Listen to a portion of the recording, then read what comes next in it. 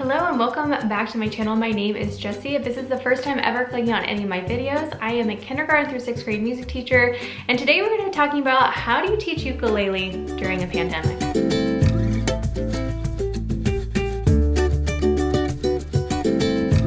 So ukulele is one of my favorite things to teach, and it really bummed me out this year trying to figure out, can I teach ukulele? Is it okay? And so I got inspired by Music Plus Coffee. Gina, she did such a great job of kind of putting on my radar that we can do these little mini units. So the way that I'm approaching my ukulele units this year is I'm doing a little mini unit per class.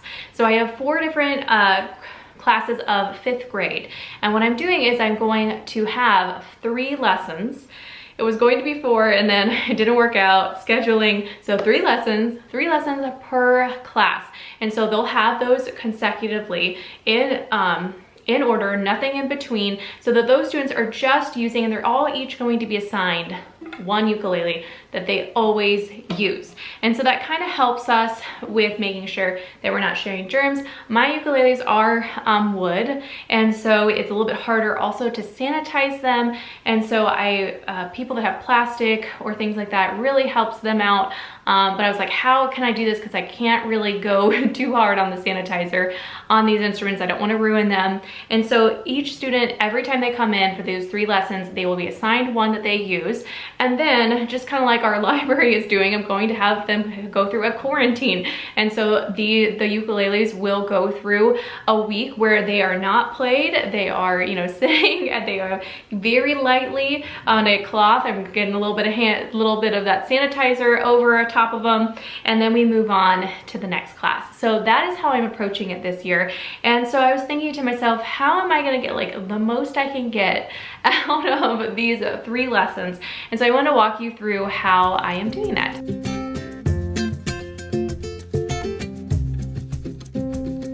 So the very first lesson is going to focus on 4 things: how to hold the instrument, how to get it out, how to pluck individual strings, and the C chord. So the first thing is, let's talk about how I have my ukuleles. I have them all along my back wall on a countertop, and each one rests in a little magazine holder, just a cardboard magazine holder. I was nervous about not having a case on them at first, but it's worked out just fine. And it just takes out an extra step of them trying to get it out of their case, and then the case is all on the floor. And so it has worked out just fine. The students will grab from the neck, and then I ask them to make sure that they're holding on the bottom, and then I usually get a few giggles from that, and then they walk back to their spot and they put their ukulele on the ground in front of them. So that's the very first step. I have little stickers on the back that have their color and their numbers. So I have mine through red 1, red 2, red 3, red 4, red 5, orange 1, 2, 3, 4, 5, yellow 1, 1, 2, 3, 4, 5. So all the way up to purple. I have 30 ukuleles total. And so the student will be assigned one that they will use, throughout the entire little mini unit. So they get their ukulele, they bring it out, and then what they're going to do, if I ever say ukulele, I'm trying to cut my habit, it's ukulele, and so just please forgive me, I'm working on it. I'm trying to cut that habit. But anyways, so then what I do is I talk to them about how to hold the instrument, and I will always go opposite than what I need to do, just so I am mirroring them and they can copy me exactly. So even though my ukulele should be on this side, I will start this side. So I'll say, everybody, okay, so first thing is you're gonna take your left hand and you're going to hold on to the instrument, hold on to the neck, and I want you to turn it and bring it up to your belly. And then I'll say, okay, now activate the seatbelt. And I have them just put it right underneath. And then I say, okay, your hand right here, I want you to put it on this white thing called the nut, and I just want you to rest it there. That's how you hold your ukulele. So again, I will mirror them so they don't have to even think about it. They just copy exactly what I do. And something that has been so helpful this year, you guys, is I have a document camera that flips up. And so I can do dual screens. Distance learning taught me how to do dual screens. And so I'll have one half of the screen be our lesson, and then the other half, the document camera. And I can really up and close and personal show them things on the document camera, which is fantastic. Something I figured out, you guys, if you have a Recordex, I think this is what I call it, Recordex, a camera, a document camera, they can kind of lift up like this. what you can do is you can do the old dual screen that I learned from virtual learning. So I have my ukulele presentation up. This is by Alien Miracle. I love her first lessons for ukulele. And then here I can actually like play my ukulele and show them very up close what it looks like. And so that has worked out really, really well, like here up on the screen. And so the kids can see very, very well, like your fingers. I feel like kids are always like, I can't see, what are you talking about? So document camera and still have your instruments up. It has worked out really well today. So again, they hold with their left hand. They turn a little bit, bring it up to your chest, belly really. Then activate the seat belt and hand underneath the nut, just for now. Okay, then what I do is we talk about that you strum with your thumb. So I'm gonna switch back here to what I really am. And then I usually tell them after that, I say, okay, now I wanna show you that, and I'm going to be opposite of you guys, but I didn't want you to think about it, and I'll switch it back over. And so then we will just pluck individual strings. I'll say, okay, the very first one is A, aardvarks, eat, cool grass. Got that from Alien Miracle. She has fantastic first lessons for ukulele. I will be posting a link in my blog post for you guys so that you can access that. I have been really enjoying using that. So aardvarks, and what we'll do is we'll just echo back and forth. I'll say, okay, be my echo. And they echo back.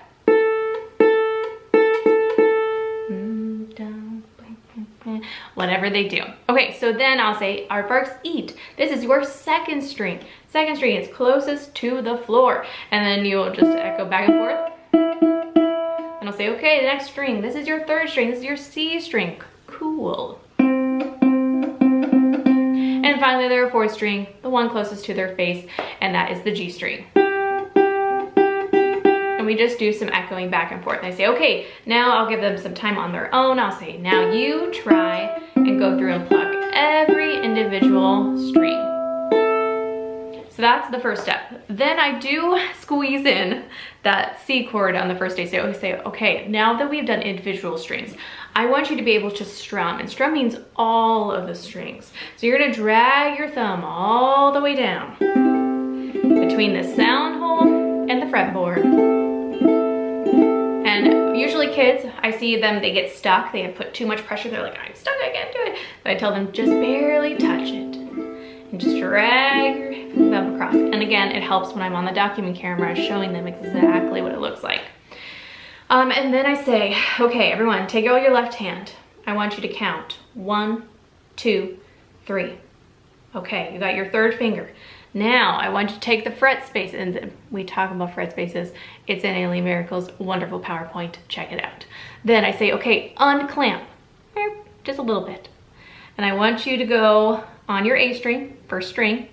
And I want you to go first fret space, second fret space, third fret space. Squeeze, clamp it down. So that's my thing.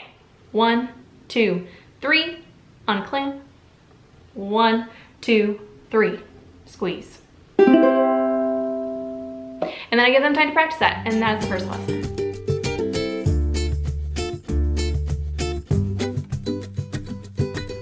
Okay, let's talk about second lesson. Second lesson, I have them warm up. They practice plucking their individual strings. Aardvarks eat cool grass. I have them practice their C chord with their strum down. All 4 strings. Then we go into kind of tab. So this is, again, an Alien Miracle's PowerPoint. I love it. It's great. And I go back and forth between just teaching chords or adding in tab. And you guys, I love tab. I think it's fun to be able to do some melodies on the ukulele, also with being able to sing and play chords.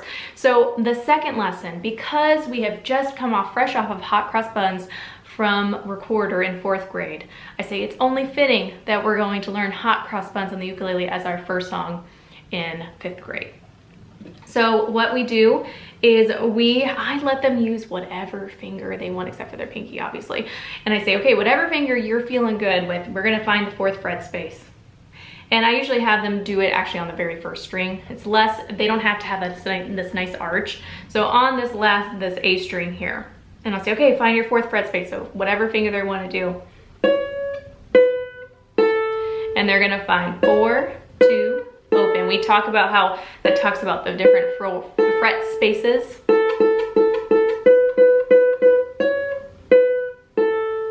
And they can slide with their first finger, or I say, if you want to be fancy, you can use your second finger.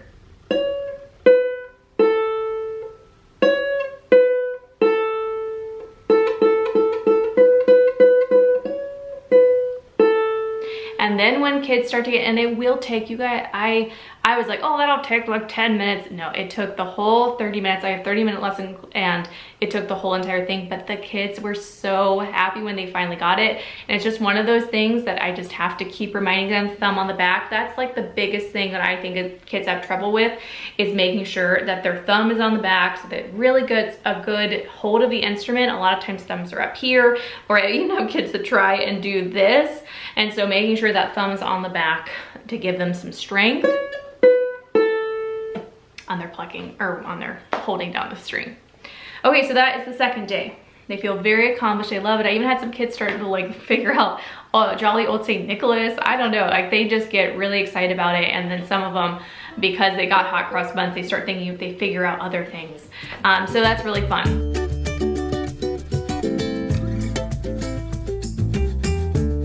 Okay, so that's melody, and we talk about that. That is melody. When you play melody on the instrument, a lot of times you're only plucking one string at a time, and we're talking about those fret spaces.